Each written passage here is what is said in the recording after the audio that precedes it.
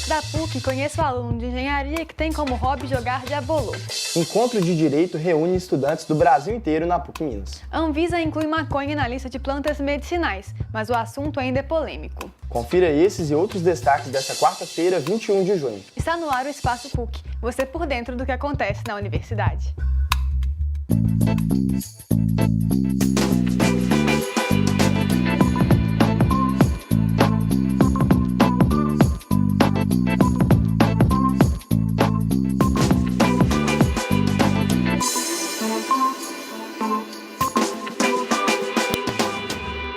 Olá, boa tarde. Vamos ficar por dentro das novidades da PUC Minas? O Júlio César Puyat traz informações pra gente direto da redação. Oi, Júlio, quais são as novidades? Boa tarde, Érico, Isabela e você que nos assiste. Bom, a Orquestra Jovem Ramakrishna é a atração confirmada deste domingo dos Encontros Dominicais Peter Lund.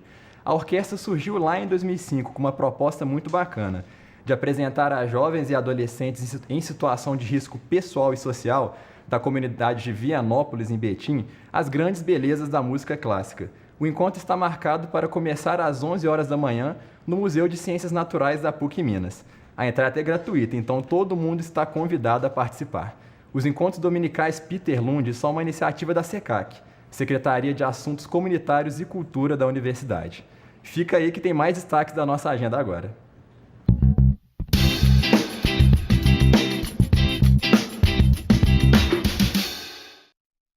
A aula inaugural do mestrado em Comunicação Social será realizada amanhã com o tema Aquele que Espera, a alegoria do fotógrafo em Walter Benjamin. A atividade será apresentada pelo professor Maurício Lissovski, do Programa de Pós-Graduação em Comunicação e Cultura da Universidade Federal do Rio de Janeiro.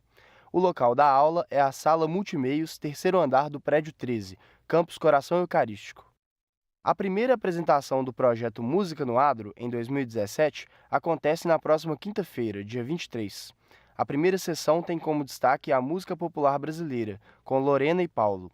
O evento começa às 8h40 da noite, no Adro do Centro de Espiritualidade Jesus Mestre, na PUC São Gabriel. Para se apresentar no projeto, os alunos podem se inscrever na Secretaria da Pastoral, de 8 da manhã ao meio-dia e de 1 da tarde às 9 da noite. Há mais de 2.000 anos, o circo encanta as pessoas com arte e diversão. Contorcionistas, malabaristas, mágicos, palhaços e acrobatas contribuem para um espetáculo que vale a pena conferir. É verdade, Érico. E um aluno da PUC Minas trouxe para fora do picadeiro uma atividade muito bacana pela qual ele se encantou. No quadro Talentos da PUC de hoje, você conhece o Arthur Bueno, aluno de Engenharia Eletrônica e Telecomunicações, que também joga diabolô.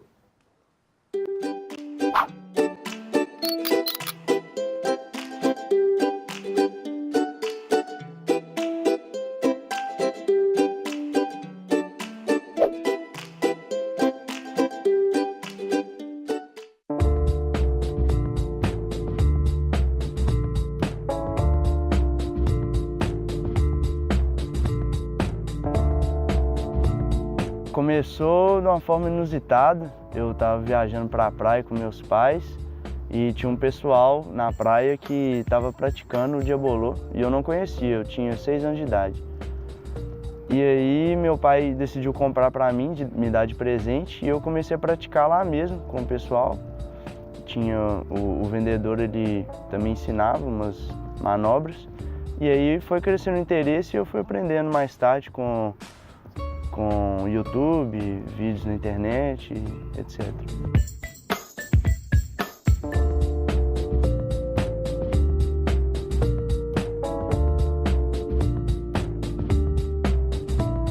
Eu sempre achei o circo fascinante, assim, mas eu nunca tive um interesse grande de juntar o circo ou fazer coisas de origem circense mesmo, mas eu sempre achei bonito o circo.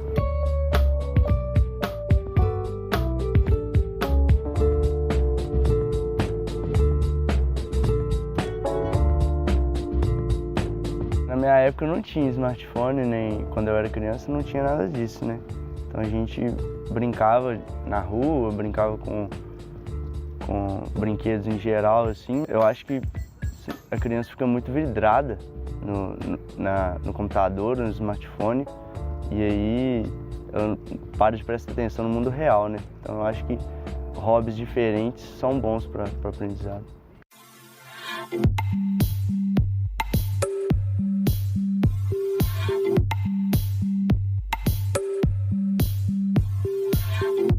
No YouTube tem muita informação, né? Então tem vários praticantes de diabolô no YouTube e eles vão ensinando desde manobras mais básicas e mais avançadas. E eu acho que o que me motivou a aprender as outras manobras foi o desafio mesmo, de você conseguir fazer, você se superar. Assim como qualquer outra prática que você tem interesse, eu pelo menos sempre quero me superar. Meu nome é Arthur Bueno, eu curso Engenharia Eletrônica de Telecomunicações aqui na PUC e eu jogo diabolô.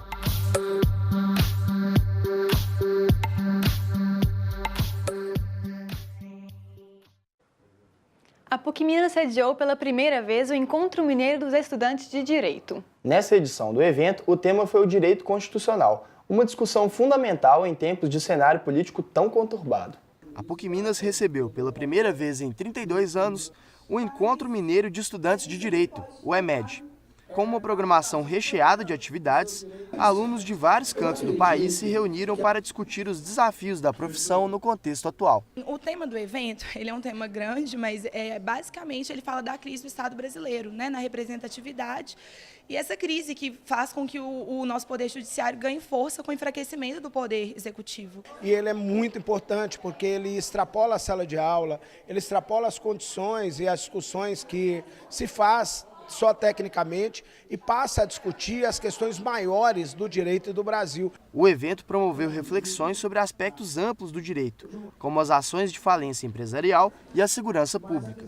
Além das palestras e mesas de discussão, os alunos participaram de atividades setoriais e minicursos. E nos setoriais e minicursos a gente tem debatido questões de minorias, questões de luta do movimento estudantil, questão de deficientes, negros e negras, LGBT, todas essas lutas têm sido enaltecidas e a gente tem dado local de fala para todas as pessoas dos movimentos. O EMED contou com a presença de figuras importantes do direito em Minas Gerais.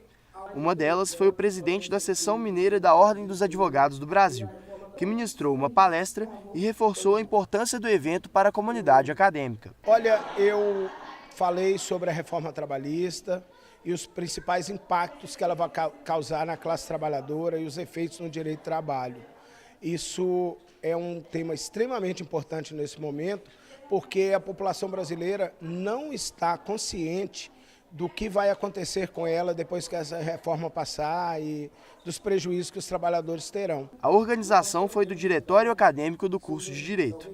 E para diversificar o conteúdo das palestras, os coordenadores convidaram profissionais com diferentes pontos de vista sobre os temas discutidos. São pensamentos de palestrantes totalmente divergentes, com ideologias divergentes, e quem está tomando a decisão final de qual que é a posição melhor é o próprio aluno, né? E no final das contas o aluno está absorvendo vários tipos de opiniões diferentes, está adquirindo todos os conhecimentos e está saindo daqui com a sua própria conclusão. Vamos agora para um rápido intervalo. No próximo bloco, vamos falar sobre o uso medicinal da cannabis sativa, planta da qual é produzida a maconha. A nossa convidada no estúdio é Daniele Aguiar, professora de farmacologia da UFMG. Não sai daí que a gente volta já já.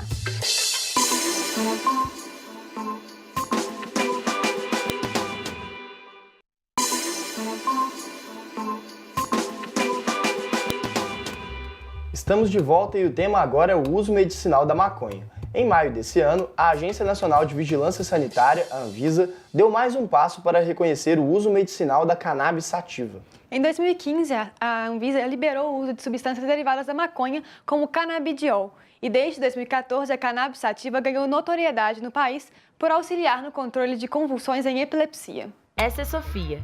Ela nasceu com uma má formação no cérebro e nos seus 2 anos e 7 meses de vida, vem lutando contra as convulsões. Depois de inúmeros tratamentos, internações e exames, os pais de Sofia decidiram buscar a cura no canabidiol, uma das substâncias presentes na cannabis sativa, a maconha. Em 2015, Sofia fez um exame chamado vídeo EEG, que a criança fica internada no hospital, ela é filmada pode durar de 24 a 72 horas essa internação para identificar convulsões. E no primeiro vídeo EG em 2015, a Sofia, como eu tinha falado, ela teve tantas convulsões que eles queriam operá-la.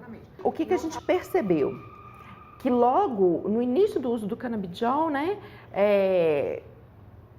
15 dias de uso do canabidiol, até menos, o cognitivo dela melhorou. Ela ficou mais esperta, ela ficou mais alegre, ela ficou prestando atenção mais nas coisas, emitindo novos sons. A nossa Sofia estava de volta. Ela repetiu um exame, se não me engano foi em março. Não foi registrado, foi um exame muito mais longo do que o exame anterior. Esse foi de 48 horas, o anterior tinha sido só de 24. Ela não foi registrada nenhuma convulsão. E os neuros, tanto a neuro que laudou o exame, quanto o neuropediatra dela, que acompanha ela desde os 7 meses de idade, atribuíram ao canabidiol. Doenças como as de Sofia fazem parte de uma lista de patologias, muitas sem cura ou tratamento eficaz, que necessitam de remédios fortes com diversas doses diárias e que resultam em vários efeitos colaterais. Os canabinoides, que são os produtos ativos da maconha, eles são similares às substâncias que nós produzimos no nosso organismo. São chamados endocannabinoides. De certo modo, a complexidade do funcionamento do nosso organismo é mediada por esses endocannabinoides. Isso vale para o sistema nervoso, o neuroendócrino, isso vale para o sistema imunológico, vale para o processo de inflamação, para os processos metabólicos. O que é vantagem nesse caso? É que além de a gente conseguir algum resultado positivo, a gente pode permitir que o paciente se liberte das drogas extremamente danosas que normalmente se usa para o tratamento dessas doenças, que são corticoides e imunossupressores. Se vocês conhecem, é isso que eu estou querendo dizer para as pessoas, conhecem gente com epilepsia, autismo, fibromialgia, dor neuropática e doenças inflamatórias crônicas, procurem se informar sobre maconha medicinal. A realidade de viver com o medo de perder um filho e a esperança de encontrar a cura através do avanço da cannabis medicinal faz com que inúmeras famílias brasileiras batalhem contra toda a burocracia e o alto custo da importação desse medicamento. A maior dificuldade que a gente acredita ainda está nos médicos, que ainda não aderiram muito por essa questão ainda ser um tabu. Se a Sofia tivesse tomado essa como primeira medicação, muito possivelmente ela não teria sofrido os problemas que ela sofreu. Depois que o médico receita, né, e que topa passar por esse processo junto com a gente na Anvisa, aí tem a questão financeira, que é mais outro problema. O remédio tem que ser importado. Hoje, mesmo a gente tendo essa dificuldade, né, de trazer a importação, do custo ser alto, a gente consegue. E as famílias que não conseguem? Né? E quem não consegue ter acesso a esse medicamento, a pessoa não consegue ter acesso a um medicamento popular, que dirá um medicamento desse. Então, eu acredito que se o SUS pudesse, primeiro passo, se o SUS pudesse fazer essa importação para fornecer para esses pacientes, já ia ser um grande avanço. E a fabricação aqui ia ser o ideal. Muito tabu ainda envolve o uso da maconha, mesmo que seja para fins medicinais. Para a gente debater mais sobre o assunto, recebemos no estúdio Daniele Aguiar, professora de farmacologia da UFMG. Boa tarde, Daniele, tudo bem? Boa tarde, tudo bem. Seja bem-vindo ao Espaço PUC. Obrigada. Então, quais são as principais substâncias presentes na maconha que podem credenciá-la a ser considerada uma planta usada para fins medicinais? Bom, a maconha, né, a cannabis sativa, ela tem muitos constituintes, mais de 70, sendo que os principais é o que a gente chama de delta-9-THC e o canabidiol, sendo que essas duas substâncias elas são distintas e o delta-9-THC é a substância responsável pelos efeitos psicotrópicos da maconha, ou seja, os efeitos para fins recreacionais, digamos assim. E o canabidiol, ele não possui essa propriedade, embora não signifique que o delta-9-THC também não possa vir a ser usado como um fármaco no futuro. Então, essas seriam as duas substâncias principais provenientes da maconha. E a gente sabe que essas substâncias elas podem causar, podem ser entorpecentes, né? Podem causar prejuízos ao corpo, mas também tem alguns efeitos curativos. Quais são os principais efeitos curativos e prejudiciais? Bom, o THC, os fins terapêuticos dele, a proposta é para o tratamento de dor neuropática, né? Que é um tipo de dor crônica. Então, pessoas que têm, por exemplo, esclerose múltipla sofrem muito em consequência de dor e também no caso, para tratamento de, por exemplo, pacientes com AIDS que têm questão de problema de alimentação, então o THC, nesse sentido, ele ajuda a pessoa a ter mais fome nessas situações. E o canabidiol, ele está sendo proposto para o tratamento da epilepsia e esquizofrenia. Então, esses dois transtornos, eles podem ser beneficiados em decorrência do uso do canabidiol. E, de acordo com as pesquisas que vocês vêm realizando lá no laboratório, vocês têm descoberto que existe um receptor específico do cérebro para essa substância da maconha, não é isso? Como é que funciona esse processo? Na realidade, não fomos nós que descobrimos o receptor, né? O receptor, ele foi descoberto já na década de 90, então, ou seja, o nosso cérebro, ele possui um receptor que é a substância da maconha se liga e o nosso organismo produz substâncias que se ligam nesse receptor, que são chamadas de endocannabinoides. Então, lá no laboratório, a gente tenta estudar a função desse sistema endocannabinoide para modular respostas de ansiedade e pânico. Então, a nossa proposta é tentar sugerir esse sistema como um sistema protetor para respostas de ansiedade, pânico e até depressão. Sim. E o contato dessas substâncias com o organismo poderia estimular a produção dessas substâncias no cérebro, com um contato como medicamento nesse sentido? Sim, então, a proposta seria, então, o nosso organismo produz essas substâncias e a gente tenta entender qual seria o melhor momento ou talvez drogas que pudessem ajudar o nosso organismo a produzir ainda mais os endocannabinoides de forma que eles produziriam um efeito na quantidade suficiente para inibir a ansiedade e a depressão. Então, a nossa proposta seria num futuro, assim, distante, claro, porque a gente ainda pesquisa básica, mas essas drogas serem o que a gente chama de ansiolíticas, né, que aliviam a ansiedade, e antidepressivas para tratar a depressão. E vocês lá no Laboratório de Farmacologia já vêm pesquisando esse tema há muito tempo, né? Sim. Quais têm sido as principais novidades recentes que vocês têm avaliado nesse sentido? Então, o que a gente avalia, então, a gente já estuda isso já faz algum tempo, há uns 10 anos, e o que a gente tem observado são as regiões do cérebro que seriam mais importantes, onde esse sistema onde esses endocannabinoides teriam que ser produzidos, digamos assim, para inibir esses transtornos.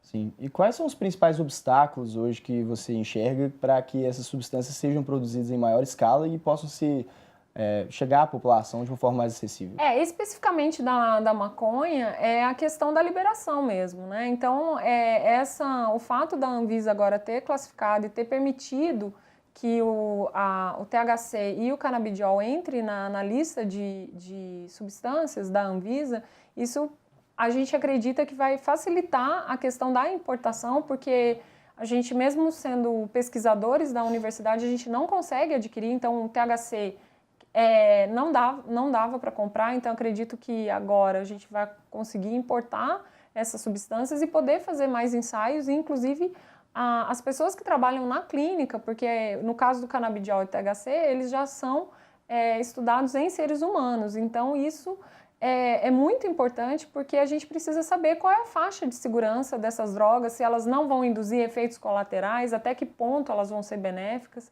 Então isso eu considero que vai ser extremamente importante e em breve, aí sim, a maconha vai ser realmente conhecida como uma planta medicinal no Brasil. Sim, e de acordo com o que você observa como pesquisador, quais são os resultados das experiências dessas pesquisas em outros países que já se abriram um pouco mais para esse tipo de discussão? Então, isso tem nos Estados Unidos, no Canadá, na Inglaterra, eles já fazem, então já está mais amplo, né?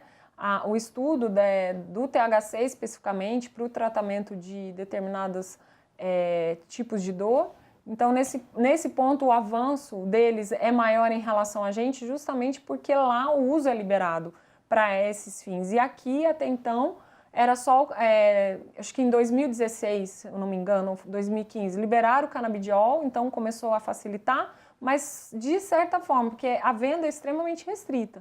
E agora, a partir dessa indicação, o THC também aparentemente vai ser possível fazer isso. Então, isso vai permitir com que várias pessoas que estão precisando utilizar essas substâncias possam adquiri-la, né? Que até então não seria possível. Sim, inclusive porque o processo todo é muito complicado, né? A importação é cara. É caro, então espera, assim, a ideia é que esse problema seja resolvido mais rápido, né? Digamos assim. Sim. Em relação ao uso recreativo da maconha, né?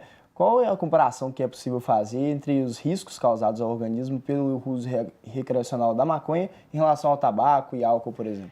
Assim como o tabaco e o álcool, a maconha ela promove um efeito deletério a longo prazo, ou seja, a gente não percebe, ele não é tão destruidor como, por exemplo, uma pessoa que é dependente de crack ou cocaína, que a gente consegue ver o poder destrutivo da droga a um curto prazo, digamos assim, mas ele induz prejuízos cognitivos. O que está se observando cada vez mais é a preocupação de que adolescentes que começam a fazer o uso da maconha para fins recreacionais, eles podem desenvolver esquizofrenia, e essa é uma preocupação que está aumentando cada vez mais.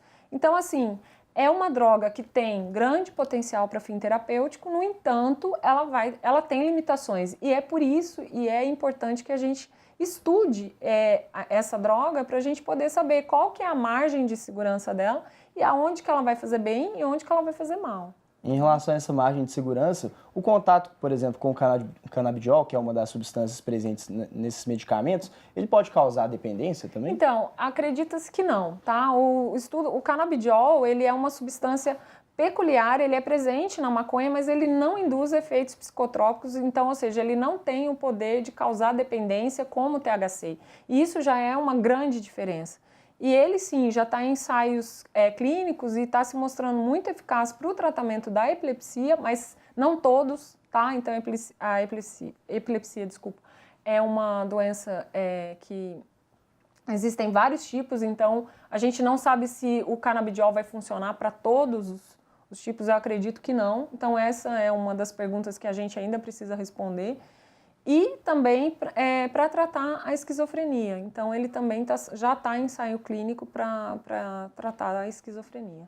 Sim. Professora, nosso tempo está chegando ao fim. Para a gente encerrar, de acordo com a sua experiência como pesquisadora, você tem visto que a sociedade tem se mostrado mais aberta a esse tipo de discussão em relação ao uso medicinal? Tem se mostrado, mas ainda há um preconceito muito grande, principalmente pelo fato da maconha ser considerada uma droga ilegal. Então, assim, ela tem um potencial terapêutico, como eu disse, tem os seus prejuízos, mas o importante é a gente descobrir o que ela faz bem e como, né? Então, isso mostra que ela tem um potencial como um futuro fármaco. Muito bem, professora. Nós gostaríamos de agradecer a sua presença aqui no Espaço PUC. Obrigada. Desejar sucesso nas pesquisas. Tá certo, obrigada. Até a próxima. O Espaço PUC de hoje está chegando ao fim, mas antes de encerrar, vamos à redação ao vivo, porque a Ana Paula Pimenta conta pra gente sobre o Repórter PUC de amanhã. Boa tarde, Ana. Boa tarde, meninas. Isso aí, amanhã é dia de Repórter PUC e a gente vai falar de uma coisa que tem dado muita polêmica nos últimos dias, que é a criminalização do funk. É uma sugestão de lei que começou com um empresário lá em São Paulo e já conseguiu muitas assinaturas, e essa sugestão de lei já foi para o Senado. A gente vai discutir a história do funk e de outros estilos musicais que também já foram marginalizados. Tá bem legal, tá bem cultural e eu espero por vocês às 5 horas da tarde pela PUC TV e TV Horizonte. Não percam que vai estar bem legal. Obrigado, Ana. Até amanhã, então. Bom, recado dado, amanhã é dia de Repórter PUC, às 5 horas da tarde pela PUC TV e TV Horizonte. Esperamos por você. E não esqueça, mande sugestões e comentários pelas nossas redes sociais. Obrigado pela companhia. Até mais. Tchau, tchau.